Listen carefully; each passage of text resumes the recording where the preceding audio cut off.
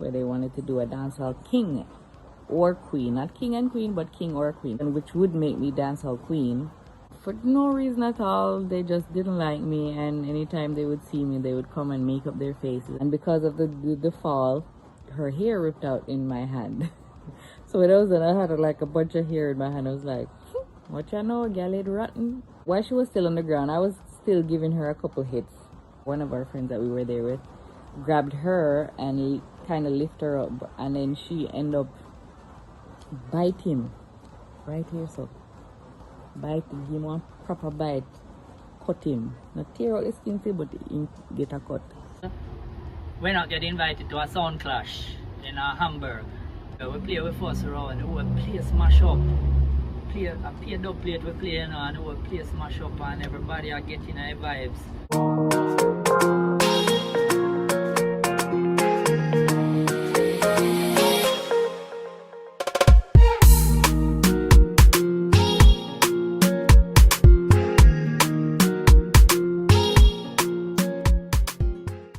Hey my lovelies, it's your girl Mel. Welcome back to my channel. You know, we are here with mommy, so that means it's story time with mommy. Story time with mommy, story time with mommy. Mommy is just going to do a quick short introduction because you're not going to be seeing her face too much. Why are you taking that away from me? No, I'm not taking it away from you. I'm just telling them. Mommy, go ahead. All right. As Shian was saying already, I'm not going to be here for long to deal with you guys this time because actually I gave over to my children again. Reason being that we had some comments where people were asking how they would adjust to the life in Germany and the changes and so on. And also to show that wherever you are in the world, you can bring some of your place that your heart is in with you and even spread it. So without any further ado, I give over to my children.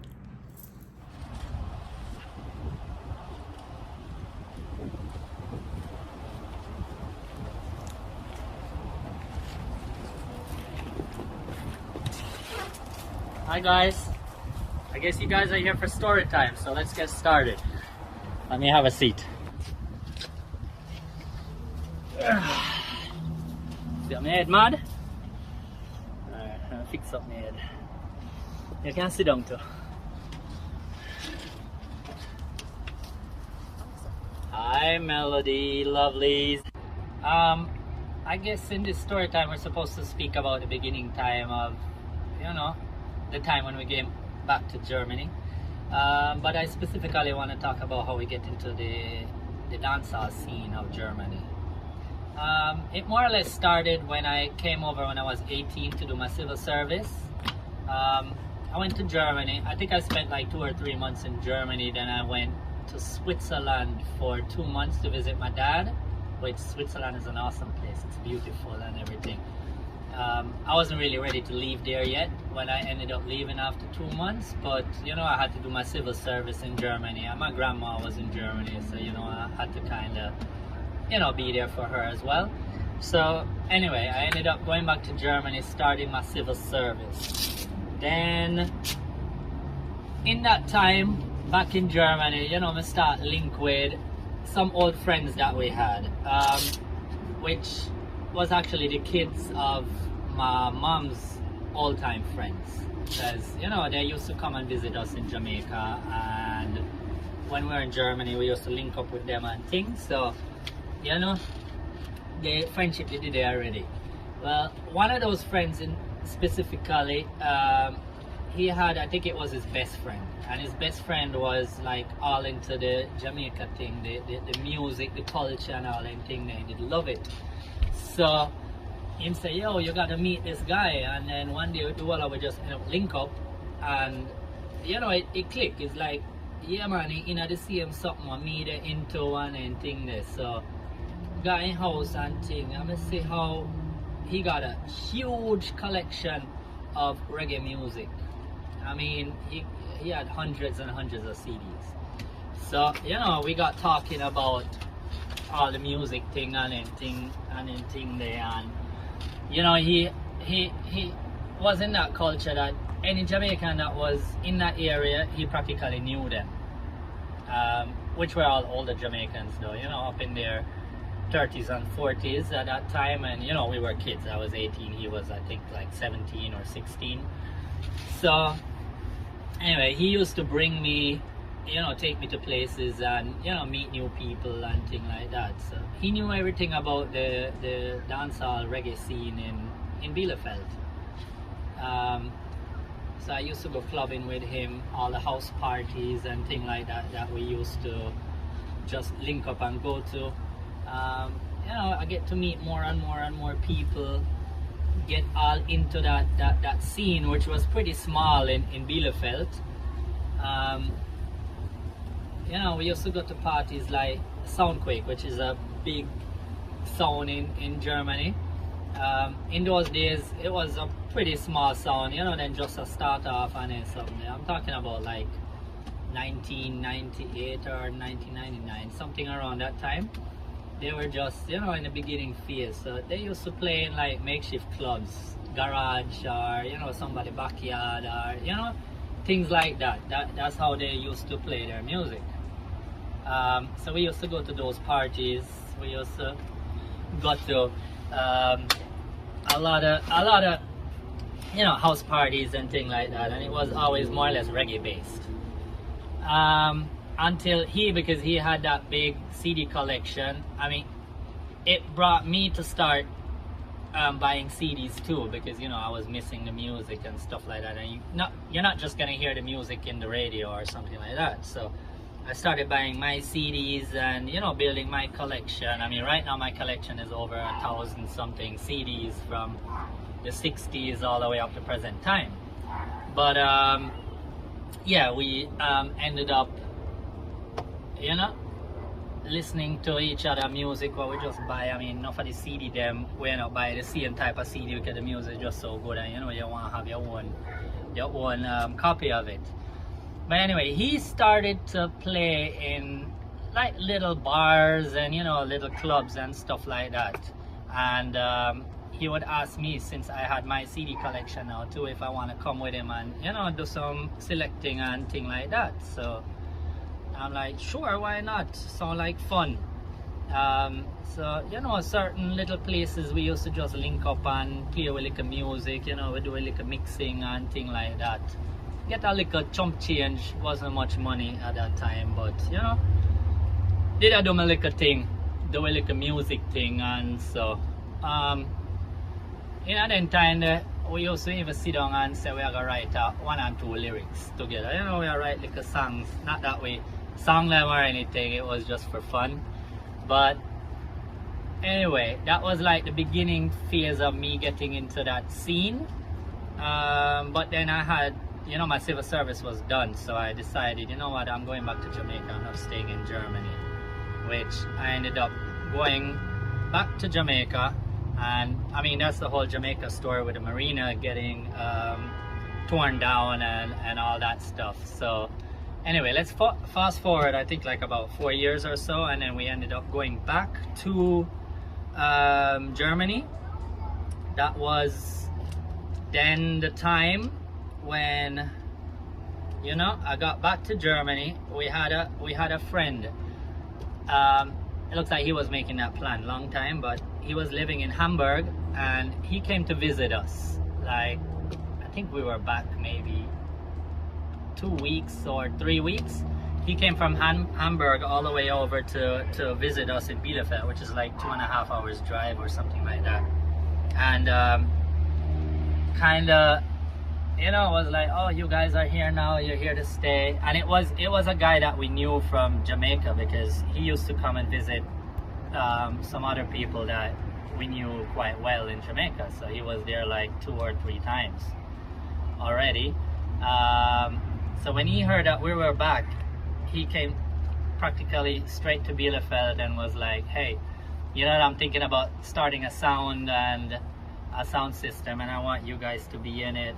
You know, I'm like, or my brother and I, Nikki and me, were like, sounds like something fun, something that we can do, because I mean, hey, we're back in Germany.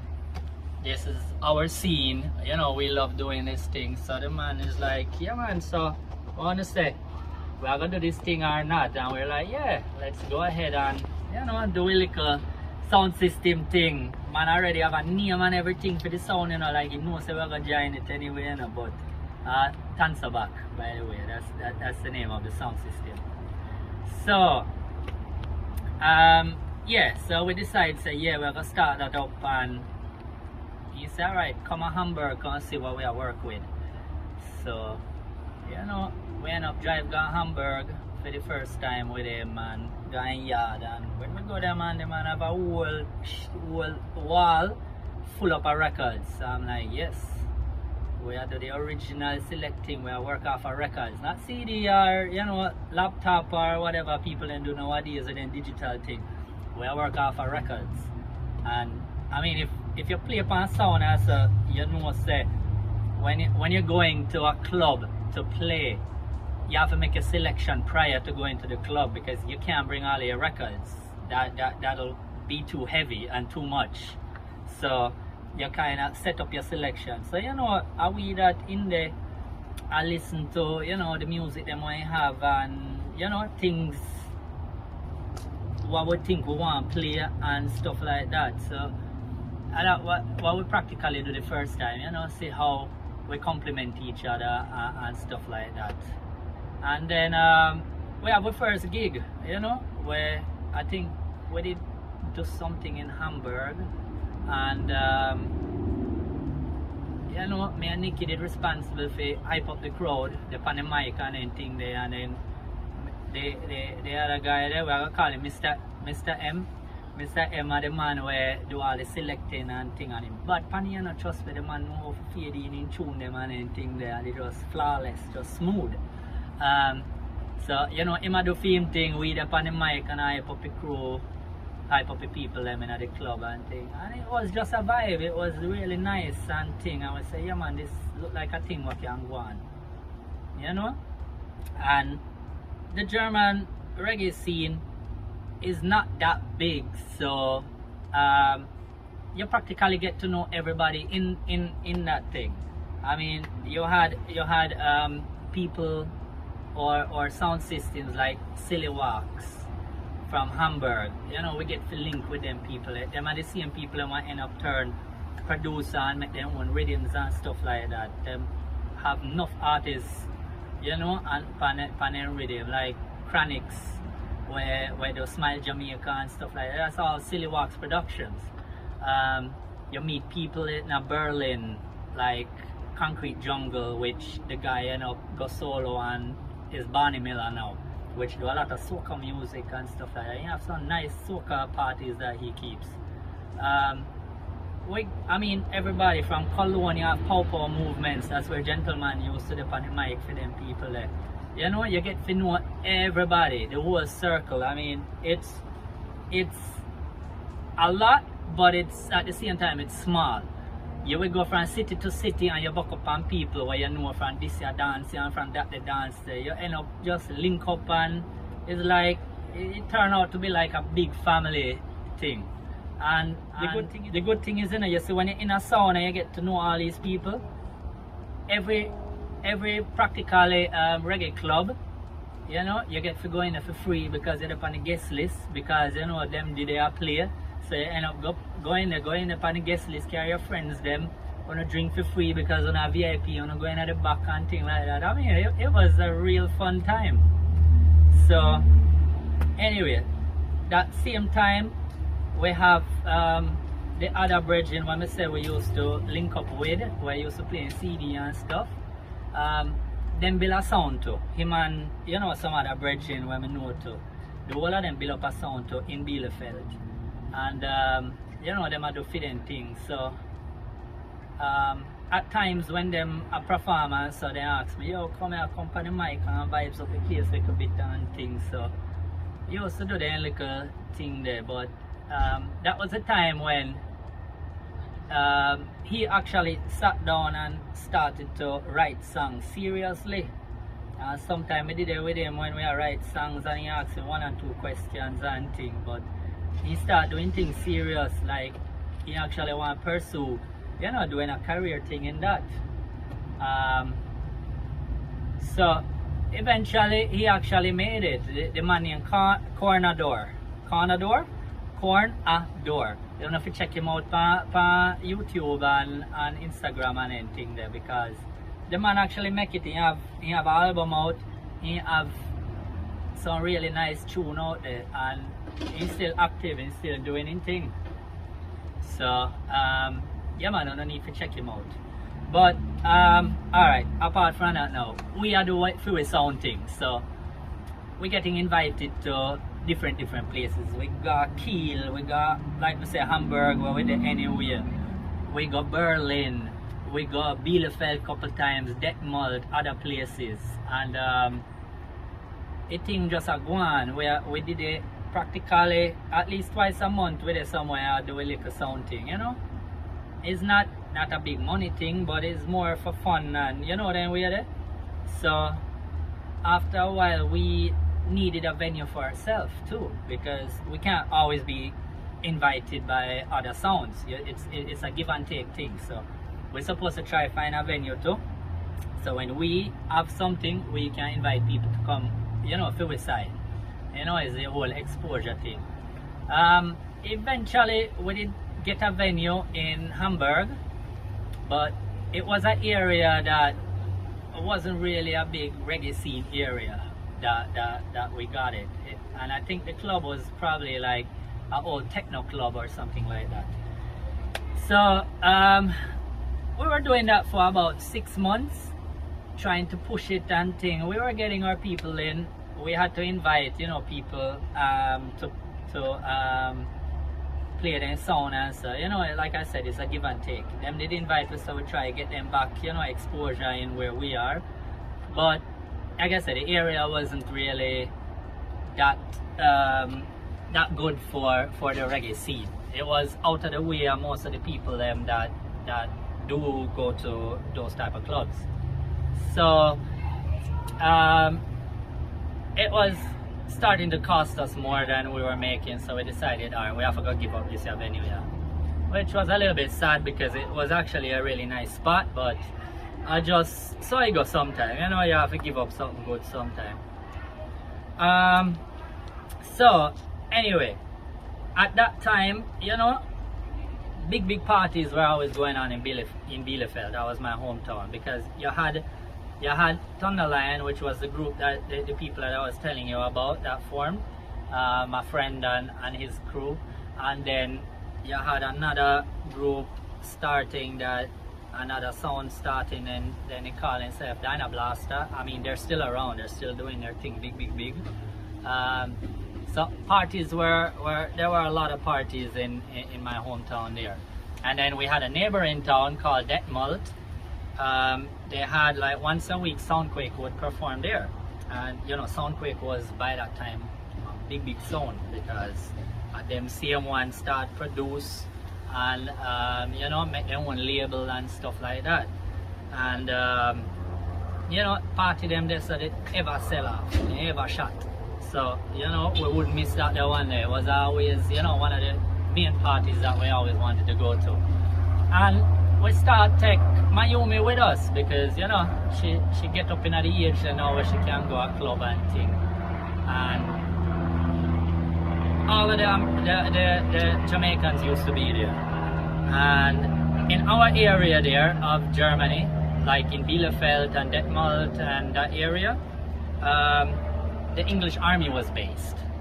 Because you know, from World War II, when they divided up Germany, they kind of had like the Americans in the south, then the northwest they had the English, you know, east was Russian. That's why you had the east and the west Germany. So we had the English base on our side, and you know, a lot of Jamaicans came over and joined the English army. So we had a lot of young Jamaicans in that area. So going to late night, you know, that's where we end up meeting a lot of these young army guys, and then Mayumi being a young girl herself, she easy to link up with them and thing like that, and she ended up meeting some other people who knew a guy who had a sound system, and they were planning to tour with that guy, do all the gigs as like a dance group. So Mayumi they end up approaching Mayumi, and they see Mayumi a dance and I go on the dance floor and thing, and say, yo, we are gonna do a little dance crew thing if she want to join. And I guess she was all up for it, so she ended up saying, yeah, why not? I mean, that's Mayumi's story. She gonna probably tell you about the story, but that's how Mayumi kind of got into that scene too, because she used to just go clubbing with me, and that's more or less the type of clubbing that we always used to do, is definitely in the reggae party, in the reggae scene. Alright, anyway, that same guy from that sound, Ghetto Force, I think that's what they used to call themselves, because we didn't have that venue in Hamburg anymore. Him get a little spot in Bielefeld, our hometown. Actually, it was right across the street from where we lived, so it was really easy. And it was like, hey, you want us to do it together? So we're like, yeah, that sounds like a good idea. Let me see if we can build up this little spot here. And we started doing our thing there once a month, and it actually did pick up really good. I mean, the party them did ever sell off and then shot, and everybody enjoyed themselves and thing. And I mean, that's basically how the whole dancehall, our sound system thing did go on, till we start cut our dub plate and anything there. We have dub plate from Freddie McGregor, Shinehead. We have Junior Mervyn. We have to represent the Port Antonio man, Junior Mervyn. We have Louis Culture. We have, why I can't even remember them, Grindsman. We have enough dub plate where they end up have over the time, because Mr. M take the thing really serious, and he say, yeah, we're gonna push this and try and make something out of it. Till we're not get invited to a sound clash in Hamburg, which Hamburg I did. I not really this we did a place, so we never really have a backing, but we say alright, fine. But we end up clash against two Hamburg sound where well known in Hamburg, and have all of them people and they think this. So we say, hey, whatever, we go there as underdogs, it doesn't really matter. We just go there, go enjoy ourselves and do a little thing. And we go there now and we are play. And we draw the, I don't even remember how it did go, but we end up say we first have to play. So anyway, 3 rounds we are go. So anyway, we play with first round, we play smash up. Play dub plate we play, and we play smash up, and everybody are getting their vibes. The other two sound them play, and yeah, them have the whole of them crew, the whole of them followings, which is Hamburg based. The whole of them from Hamburg come. We based more or less in Hamburg, yeah, but we not play in Hamburg, we play elsewhere. So we never really have to follow them. So anyway, we still make everybody rock and everything are going good. Play till the 3rd round now, it comes to the voting part. Everybody are come to me and say, yo, I want to mash up the place now, I want to make the party nice, I want to shut the party, man, I want to make everything. Voting time come, same people them want to say, yeah, we do all the good playing, and they sit there, we play the best. Them same one they vote for the other two. Why? Because I feel them people are them they carry them come there, so can't say nothing. Even the sound people then can't say, yo, I want to shoot in the final, I want to play the best in the place, but what you want we do? I the vote of the crowd, I want to carry on the crowd, so I want to get figure in the finals. Anyway, we not lose. It wasn't too bad, it was a good experience, but hey, I just saw it go. We know that we did do good that night there, because trust me, even afterwards when we were outside, people coming, yo, I don't know, should I did reach up in the finals, man. We're like, yeah, I know, but that's just how it is.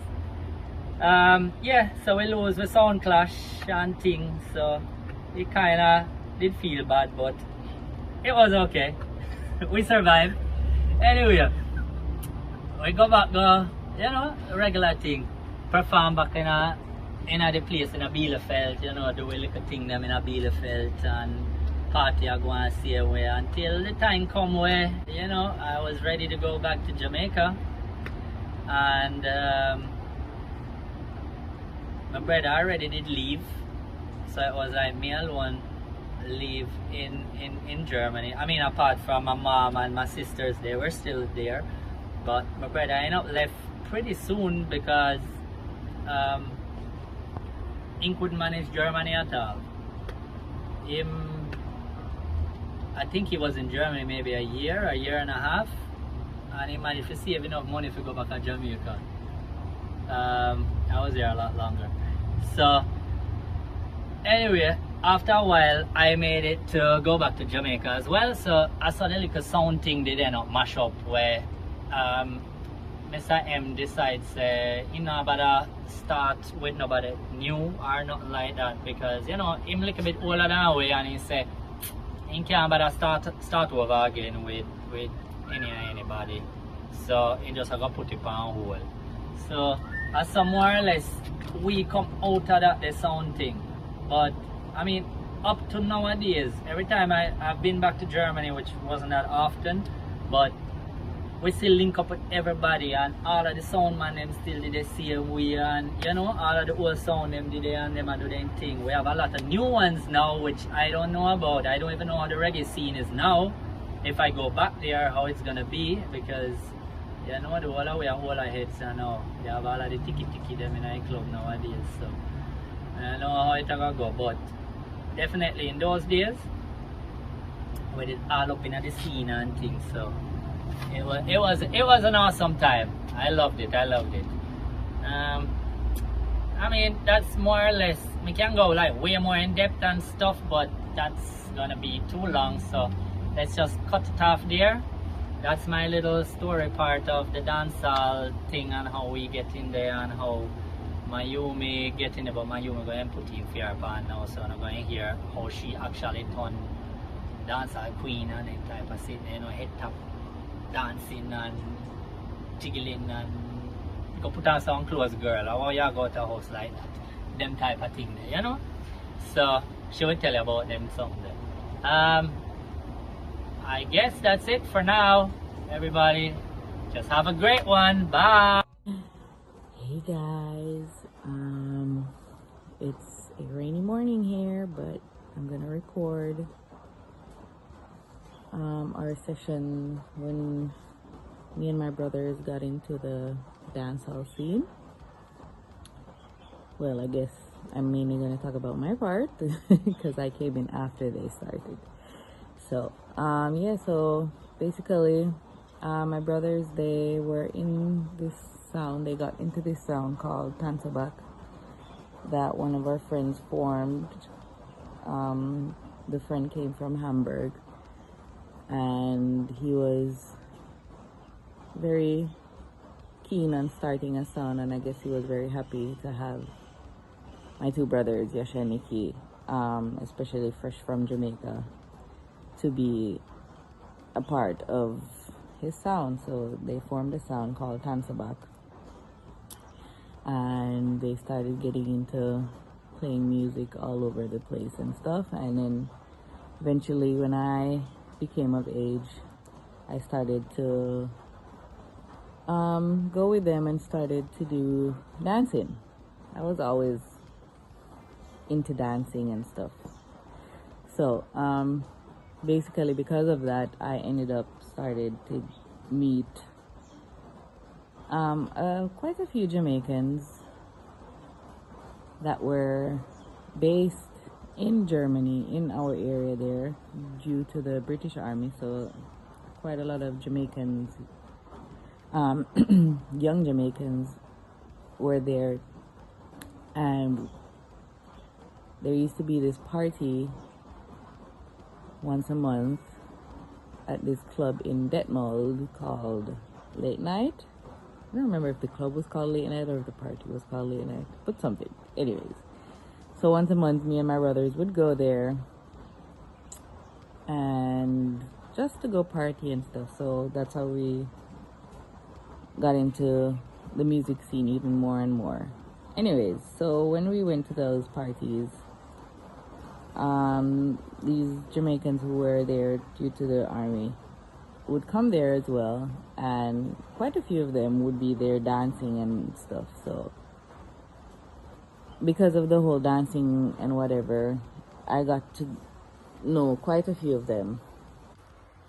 And yeah, so we used to travel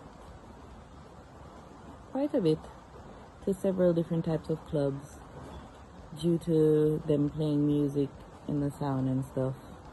And whatever reggae dancehall party would go on, we would find ourselves there anyways, because you know we tried to keep up with the Jamaican culture, because I mean, we were Jamaicans, we lived here all our lives and whatever, and we didn't want to lose touch of that. So any reggae dancehall party that was going on, we would try to get there.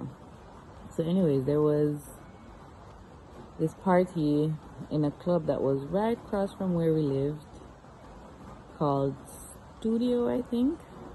Yeah, I think it was called Studio.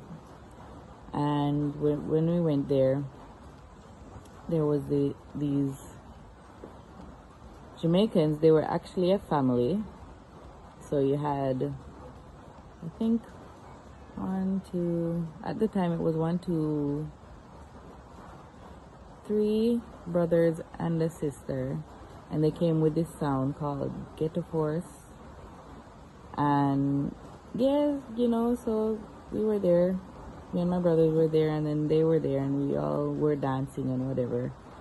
So because of all the dancing, like I said, we ended up chatting and enjoying ourselves and joking around and dancing with each other. And that's how I actually started to meet, or that's how I met them, which would eventually turn out to be the crew that I became a part of, called Stainless Crew.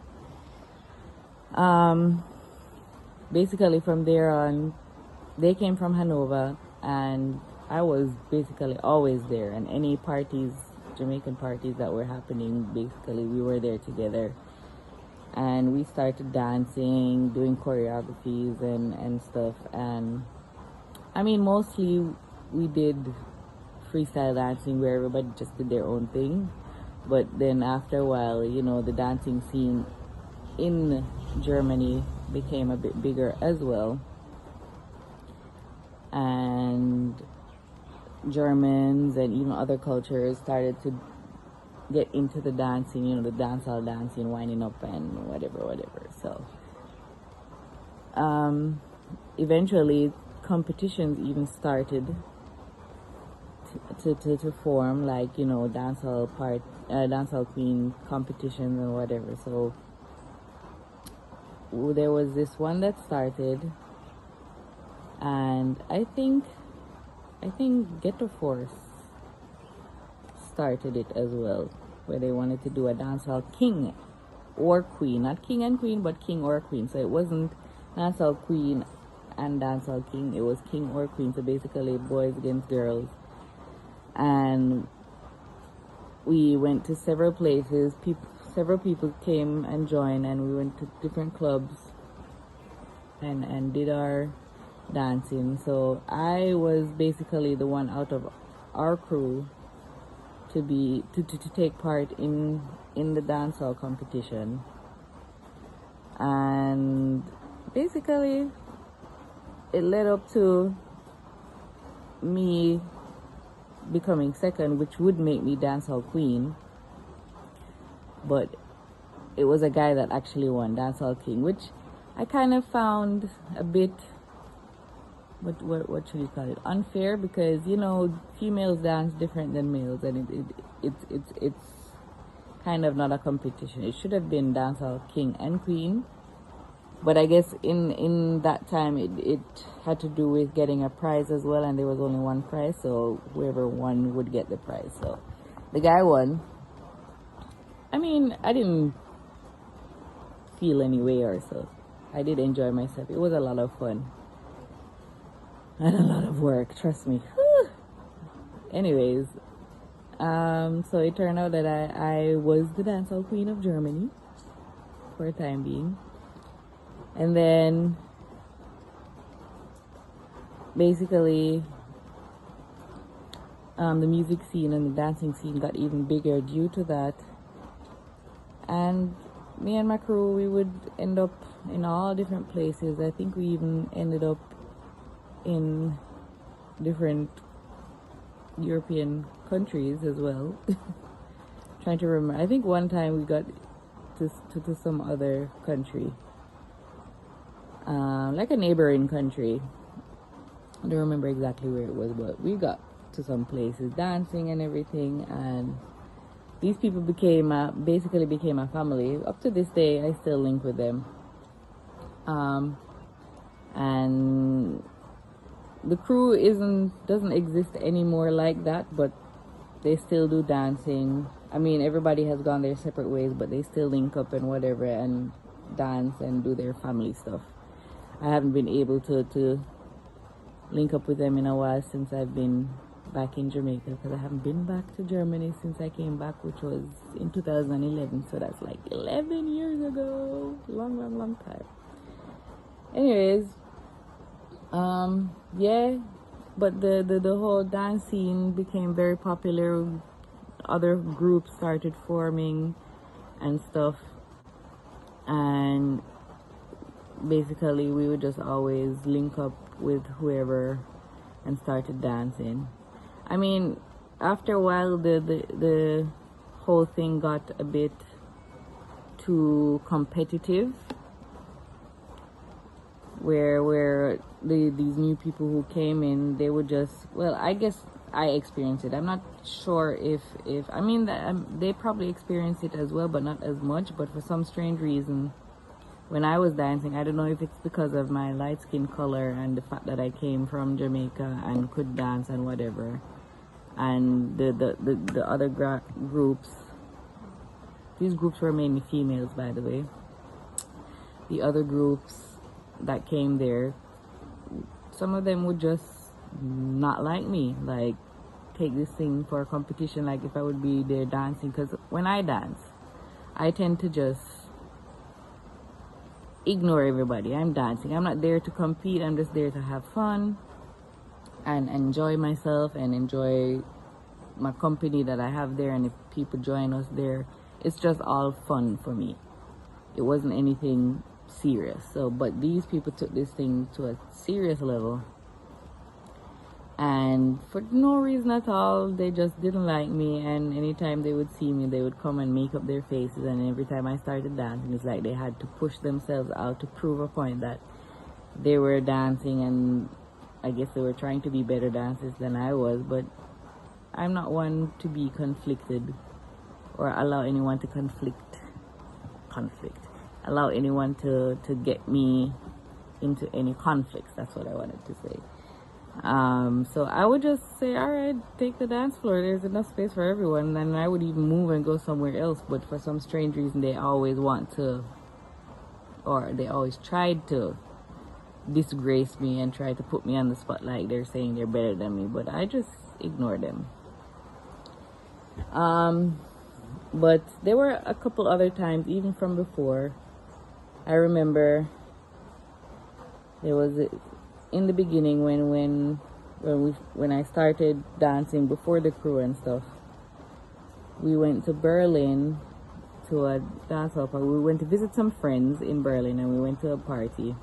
And because the people that we went with knew that I was a dancer, and they knew the people who were playing music, they wanted me in the front and to do my dancing and whatever. So I was like, all right, no problem. I was young and full of energy, and I loved to dance, and it was lots of fun. So I was there. They started playing music. I was there starting to dance, when suddenly this Jamaican woman came, all dressed up in heels and short skirt and well sexy, and hair and nails and everything done and whatever. Anyways, so I was basically in the middle. So in the front, right in front of the sound, I was like in the middle. So for some strange reason, this woman decided to come where I was and said she was taking over the area to dance. So I was like, all right, we're here to dance, no problem. I'll give you a space. So I moved over a little. So we were there dancing a little and whatever, and we're getting into the vibe. Music start playing nice and whatever. So this woman start, I don't know, start get extra. And she did a wine and a dance, and she started spread out her hand them, and when she spread out her hand them, she did a lick me. And I'm like, clearly I'm in this woman's way, so me decide to give her some more space, so me even go over more, which me end up to the wall, get next to the wall. So me in a one little area, in the corner, next to the wall, still in front of the sun, but to the corner. She still come and decide to flash on and all, and then sit and then she must do one move and bunks me with her body. So I'm like, no sir, this woman have a pick for me. I say, I grab the girl in her ear, you see? I grab her and give her some pump. Ah boy. Anyways, my brother one of my brothers ended up pulling me off of her, and our friend that we were there with, or one of our friends that we were there with, grabbed her and kind of lift her up, and then she ended up bite him right here, so bite him, one proper bite, cut him, not tear out the skin, but he get a cut, so you couldn't see the whole teeth mark them in him arm and whatever. So it turned out that the people who were doing the party, or the owners or whoever, wanted us to leave. So even my mother was there.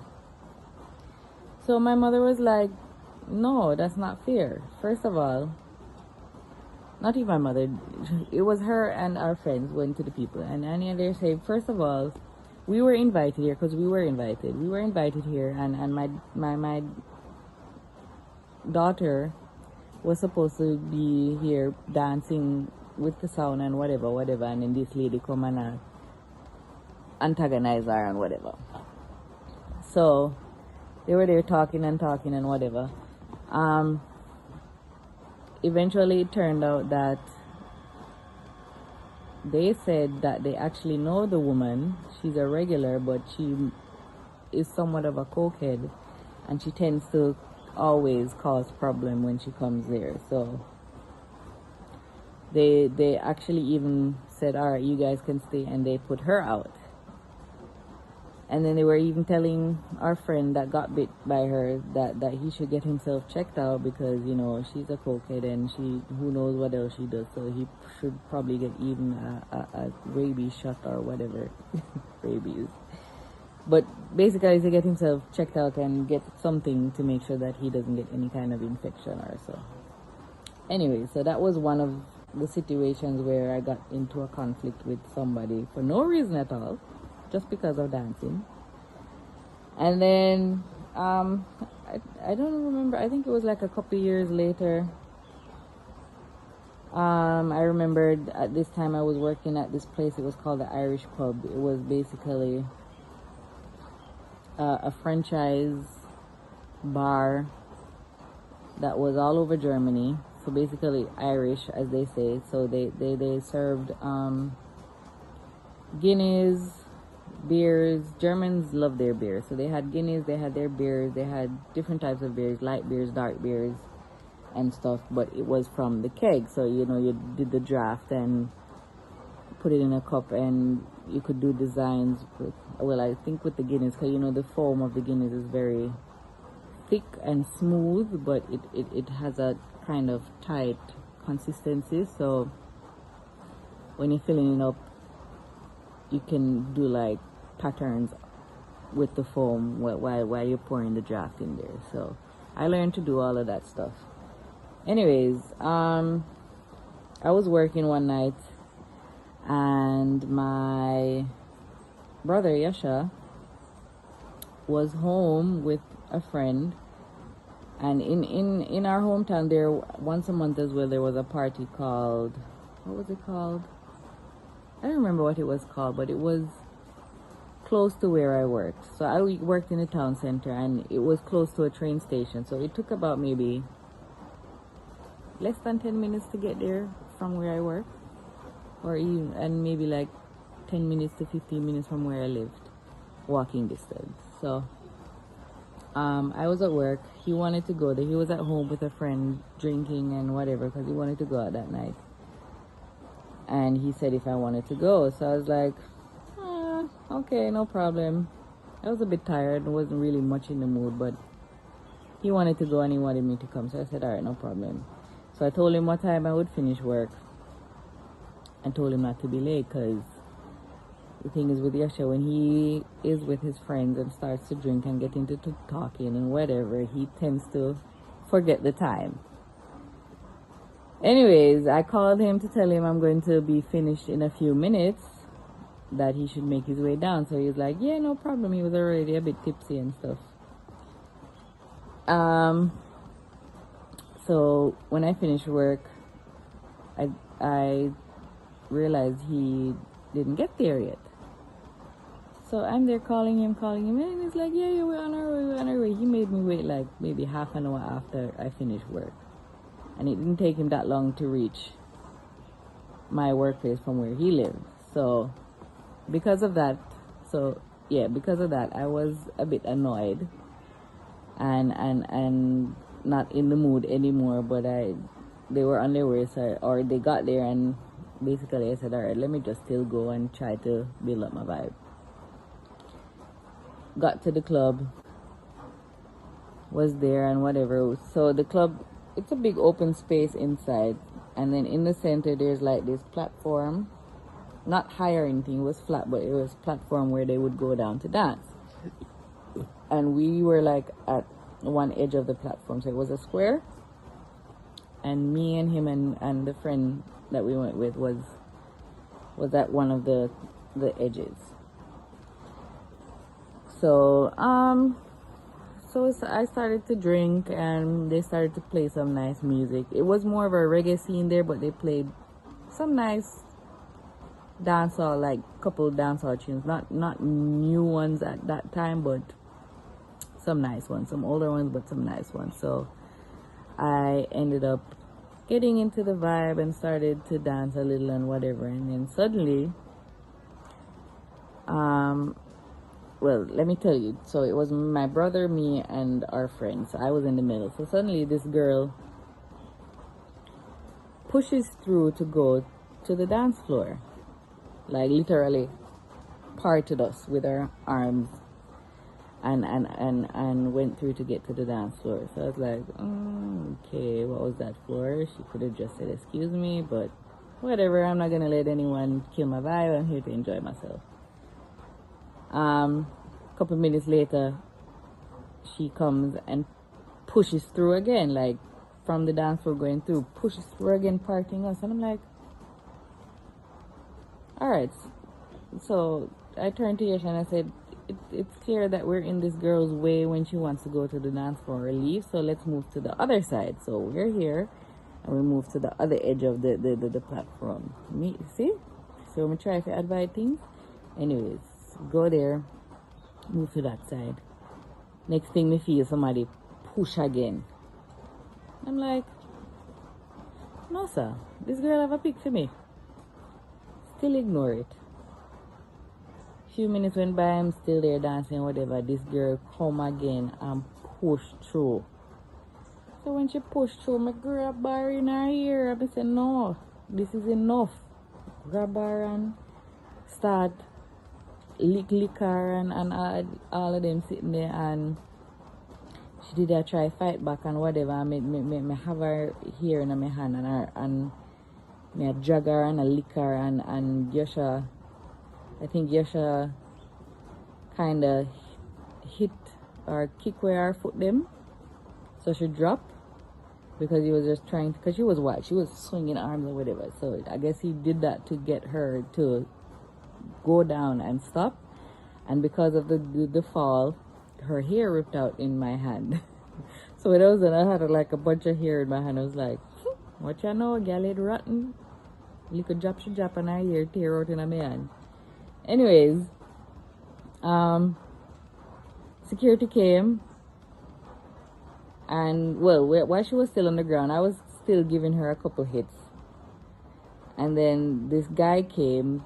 I think it was some African guy, weird looking guy. He was kind of thickish, but he wasn't muscular thick. He was just big in body, and he had long locks, but he did 2 cane rolls coming up from the back to form 2 horns, like a bull, you know. Anyways, when I'm in my temper, I'm a Taurus. When I'm in my temper, you can't hold me. If me feel like something need to get to you, nobody can hold me. Me I wiggle, me I fight, me I twist up, bend up, all of them sitting till me get away from you to finish the what me did that do. So that is what I basically did, and I got away from the guy. And then I was running back towards her, but then the security come and hold her and carry her out.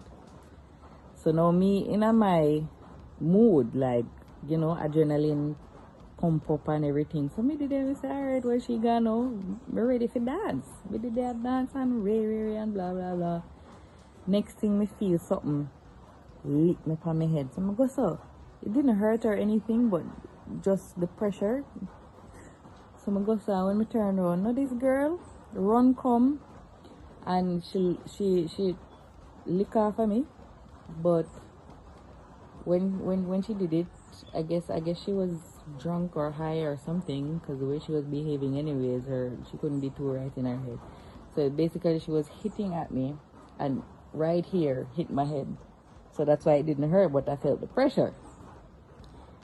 So me turned around and started giving her some click again, and she ended up on the ground again, and I started kicking her and whatever.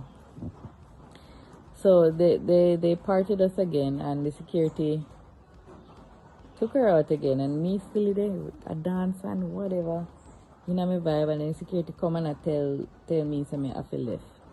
So I'm like, sure. I say, well, you were in a fight, and we can't have you here anymore. I say, listen, I came here to enjoy myself. Alright, sorry guys. Baby girl woke up, so I had to go get her. Good morning.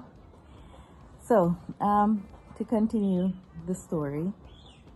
Yeah, so the security said I needed to leave. So I was like, why? So you were saying, yeah, you got in a fight and we can't have that here, so you need to leave. So I was like, no.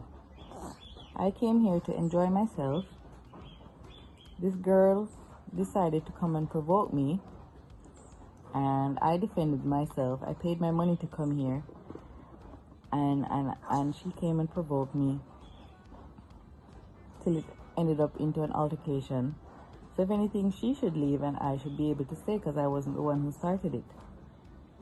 No, but it was the both of you, and both of you need to leave. And I said, well, listen, I paid my money, and the only way I'm leaving is if I get back my money. And you're like, no, we can't. I said, no, I paid my money. I came here to enjoy myself, and this girl provoked me, and it ended up into an altercation. So if you're not giving me back my money, I'm going to make sure stay here and get my money's worth. Security ended up going to the front and whatever. I guess he spoke to whoever, and they had a discussion, and he came back and he said, all right, we'll give you back your money. Not just me, me and my brother and the other guy. So they decided to give us back our money. So I was like, all right, no problem. So when we went to the exit now,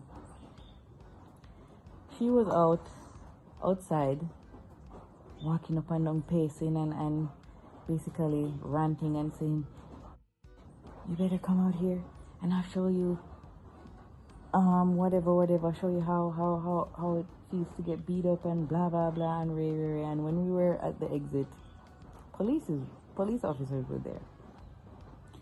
So they came to me and basically said they wanted to talk to me and ask for my ID. So I was like, why do you need my ID? oh, the girl out there, she's complaining and said you attacked her and whatever, whatever. So my brother now gets involved and starts to telling the story because I'm in a rage and whatever. And when I'm in a rage, words don't form in my mouth. So he started to explain everything and whatever. And they were saying, okay, we understand. So if I want to press charges, I can, but we still need the info. So I'm like, no, I'm not giving my info. No. Yeah, and whatever. So I don't even remember what Yasha said to them, but eventually they left it and they didn't get my ID and so. Anyways, she was still out there ranting, so my brother also explained to them that they should take her away because as they can clearly see, she still wants to fight and whatever, and she's clearly not in a good state of mind.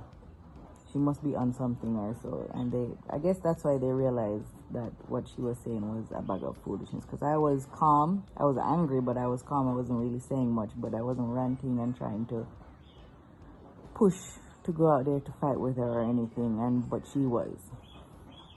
Anyways, that was the story of that. They ended up taking her away and we ended up going home.